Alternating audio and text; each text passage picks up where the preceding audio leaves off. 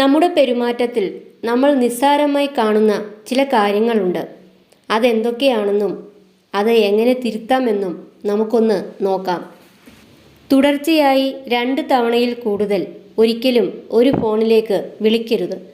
അവർ നമ്മുടെ വിളി അറ്റൻഡ് ചെയ്യുന്നില്ലെങ്കിൽ മനസ്സിലാക്കുക, പ്രധാനപ്പെട്ട മറ്റേതോ തിരക്കിൽ അവർ പെട്ടിരിക്കുന്നു.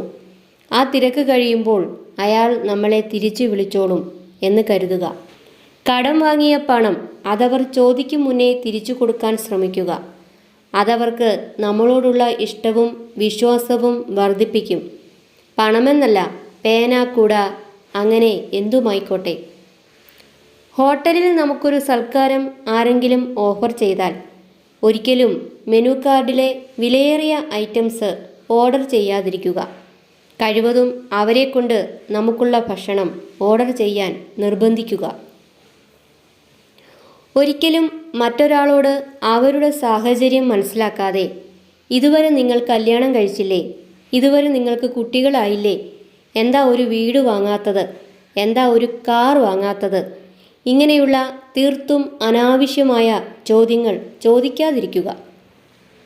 ഒരു സുഹൃത്തിനൊപ്പം ഒരു ടാക്സി ഷെയർ ചെയ്ത് യാത്ര പോയാൽ അതിൻ്റെ ചാർജ് നിങ്ങൾ ഷെയർ ചെയ്യുക.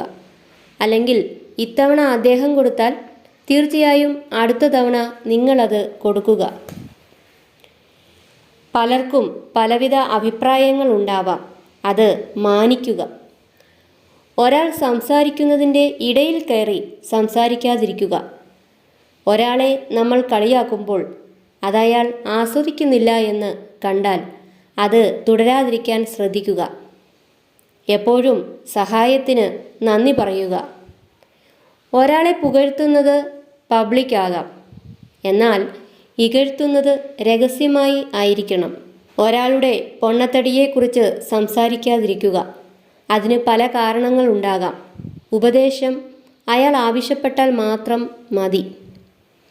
ഒരാൾ അയാളുടെ ഫോണിൽ ഒരു ഫോട്ടോ നമ്മളെ കാണിച്ചാൽ ആ ഫോട്ടോ മാത്രം നോക്കുക.